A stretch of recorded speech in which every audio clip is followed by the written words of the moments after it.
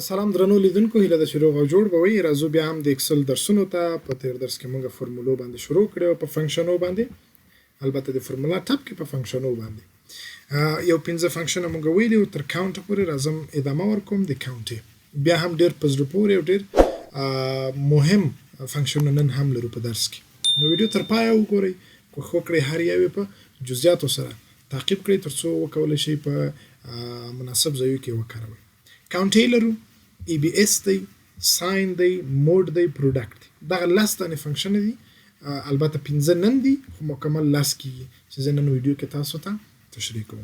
راځو کاونټ 8. مخکې دې چې کاونټ ای وایم، پوښتنه به دا وکړم چې کاونټ مخکې له نه کاونټ دی، کاونټ د څه لپاره کارول کېده؟ تاسو دا په تېر درس کې ویلي وو، انشاءالله تاسو به دا ویلي تکرار کړي مې او په دې پوهېږم چې تاسو ځواب هم لرئ. کاونټ موږ ته عادات شمیرل، یعنی موږ داسې کې چې کوم عادات شمیرلی وو موږ سکور وشمیرل. 11 مضمونه لرو دلته، 11 مضمونه موږ ته وشمیرل. خو ما دا خبره هم وکړه چې کله زه نمونه غواړم وشمیرم ما ته نمونه نه شمیري، 0 ښیي. خو راځو نن هماغه فنکشن وایو چې موږ ته ټکس یا متن هم شمیرلی شي. اوس غواړم دا نمونه وشمیرم، څو کسان زه په دې لیست کې لرم.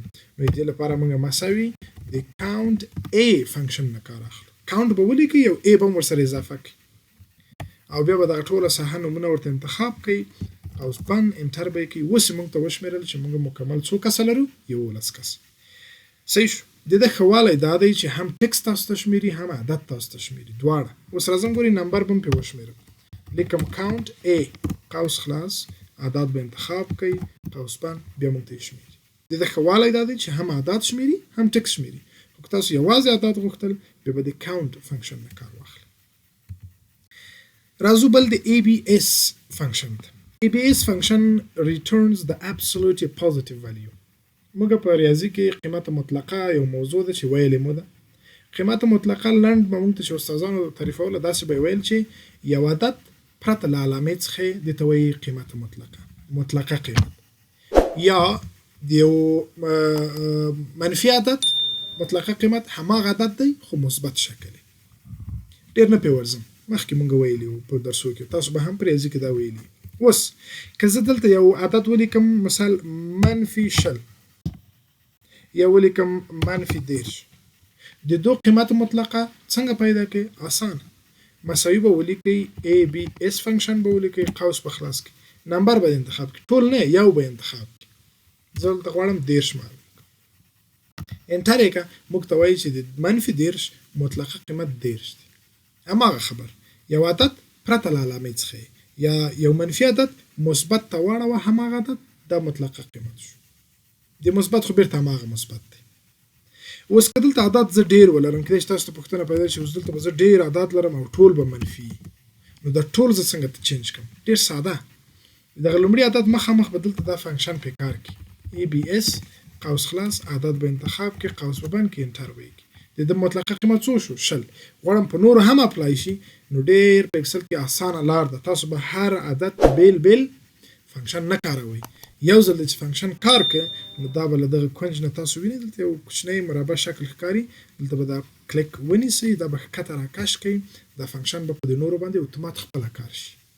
حتی نور هم ښکته راکش کوي، که دلته زه اوس راشم یو منفي عدد ور اضافه کړم، اتومات به دلته ماته په دې بل کالم کې نتیجه ښکاره کړي. دا د اکسل د فنکشنونو یو بل ښه والی هم دی چې تاسو به په هره خانه کې بیل فنکشن نه کاروئ، یو ځل به یې کار کوي، و په دې شرط چې ستاسو فنکشن په ټولو باندې همدغه یو دانه وي. داسې نه وي چې یو باندې یو فنکشن کاروئ په دې بل فنکشن کاروئ. که فنکشن یو فنکشن وي او غواړئ په ټولو یې اپلای کوئ، نو یو وارې فنکشن کار کوي، ډرګ اند ډراپ ورته وایي دې ته، چې تاسو دا راکش کړئ داسې او خوشې یې کړئ، اتومات په ټولو اپلای کېږي. نو دا شو د ای بی اس فنکشن. بل فنکشن لرو د ساین، return the sign of number. ساین وایي علامې ته، خو دلته هدف څه دی؟ دلته هدف دا دی چې موږ ته مثبت او منفي عادات ښیي. ګورئ زه به ولیکم -90 او بل به ولیکم 90. دلته دغه رنګ سور کېږي، د ذکي به ولیکو، خیر ده، بیا زه تاسو ته وایم چې دا ولې -90 او مثبت 90. اوس که زه غواړم معلوم کړم چې دغه -90 منفي دی که مثبت، تاسو ته کېدای شي داسې ښکاره شي دا خو منفي دی، علامې نه ښکاري، نو دا څه معنی؟ دا 90 مثبت دی که منفي؟ خبره دا ده چې موږ په اکسل کې یو څه لرو چې کله زه دا ساحه انتخاب کم راشو د هوم ټاب ته د دغه نمبر برخه ته چې کله موږ راشو دلته کولای شي د نمبر په برخه کې تاسو دلته د منفي اعدادو لپاره سور رنگ وټاکئ یعنی کوم عدد چې منفي دي موږ ته په سره رنگ باندې ښکاره کړي اوس سور رنگ انتخابوم او کې ورته وایم اوس وګورئ دا 90 دي دا هم 90 دي نو صفرونه به هم کم چې تاسو ته کېدای شي صفرونه یو څه موضوع ګونګه ښکاره کړي دا هم 90 دی دا هم 90 دی خو دا سور 90 دی په سره رنګ او دا په تور رنګ ګورئ ما رنګ نه دی ورکړی دی 90 فقط لاړم د آپشن نه ما ورته وویل چې منفي په سور رنګ راته ښکاره کړه دغه 90 ته به زه له دې راشم سور رنګ ورکړم اوس څه فرق شته د ظاهرا نګاه نه تاسو ته د 90 او د 90 ترمنځ کوم فرق وینئ طبعا چې هیڅ فرق نه لري خو راځم د دې په خاطر چې ځان مطمئن کم چې د سوروالی د دوی د رنګ له نګاه نه دی که دا کوم منفي دی چې د سور رنګ یې اخیستی دی نو دغسې حالاتو کې به موږ راځو د ساین فنکشن کاروو اوس راځو مساوي لیکم ساین قوس خلاص عدد به انتخاب کې قوس په بند کې انټر به کړي که چیرې ځواب منفي یو راغی په دې معنا چې دغه عدد چې کوم دلته سور دی دا منفي 90 دی همدغه راکش که د ده مخامخ ځواب راغی یو دا په دې معنا چې دا 90 مثبت دی او دا 90 منفي دی له دې نه زه اوس پوهېږم چې دا 90 چې مثبت دی ښایي رنګ ورکړل شوی دی دا 90 چې منفي دی که رنګ ورکړل شوی که نه ورکړل شوی خو منفي دی او دا خپل رنګ ځان ته اخلي سور رنګ نو داسې حالاتو کې که تاسو غواړئ د یو عدد علامه معلومه کړئ چې مثبت یا منفي نو هغې لپاره موږ د څه فنکشن لرو ساین راځم بل فنکشن ته د موډ په نامه دی موډ فنکشن چې دی موږ ته باقی مانده ښیي په تقسیم کې تاسو بلدي چې کله یو عدد په بل عدد تقسیم کوي که پوره تقسیم شي باقی نه پاتې کیږي خو که پوره تقسیم نشي حتما موږ ته یو څه باقی مانده پاتې کیږي نو زه راځم مستقیم ورته وایم که دغه عدد په دغه عدد تقسیم کوم باقی مانده څو پاتې کیږي ګورئ زه لیکم دلته مثال 245 صحیح شو دا 245 زه غواړم تقسیم کوم مثال په څو په څلورو صحیح ده چې تقسیم به کو څو رسیږي هغه نه پسې ګرځم غواړم معلوم کوم څو باقی پاتې کیږي نو دې لپاره فنکشن لرو مساوي MOD موډ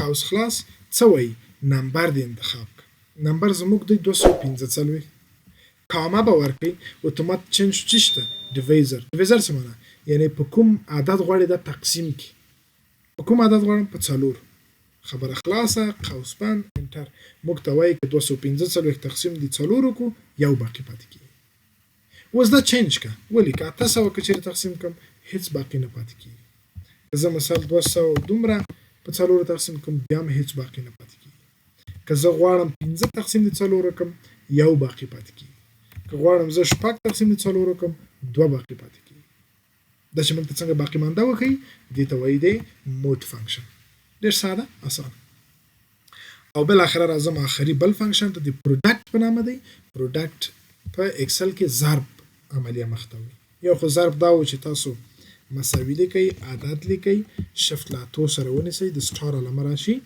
او بیا بل عدد ورکه دې ته وایي ضرب اتومات موږ ته وایي 40 خو د فنکشن له لارې تاسو دا کاروئ دلته به زه څو عدد ولیکم دا غواړم ټول ضرب کم د دې لپاره مساوي لیکو ولیکئ پروډکټ صحیح شو عدد به ټول سر تر سره انتخاب کړئ قوس په بند کړئ انټر به یې کړئ ټول به موږ ته ضرب کړي چې ټول کېږي څو شپږ دېرش اوس دوه په دریو کې څو کېږي شپږ په شپږو کې شپږ دېرش د عددو ضربولو لپاره موږ کوم فنکشن نه کار اخلو د پروډکټ فنکشن د نن ورځې لپاره همدومره فنکشنونه بس دي په راتلونکي کې بیا له خیره بیا تاسو ته د فکت له فنکشنه شروع کوم پاور دی توان طاقت جذر مربع روانداف ډېر مهم فنکشنونه بیا هم لرو ډېر په زړه پورې درسونه دي ښه په شوق او ذوق کې درسره وګورئ ښه یې درسره زده کړئ کوم ځای کې مشکل پوښتنه درته پیدا کېږي کولی شئ موږ ته په کومنټو کې پرېږدئ دا و د نن ورځې درس تر بیا هممهال شو